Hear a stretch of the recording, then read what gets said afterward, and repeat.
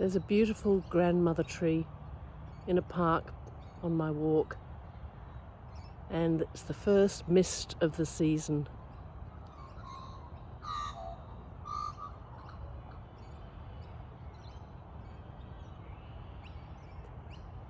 It's very special to be present to the changing of the seasons.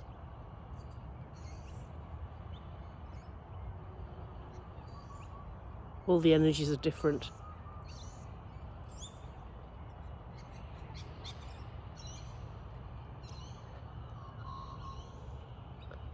And there's something about a misty morning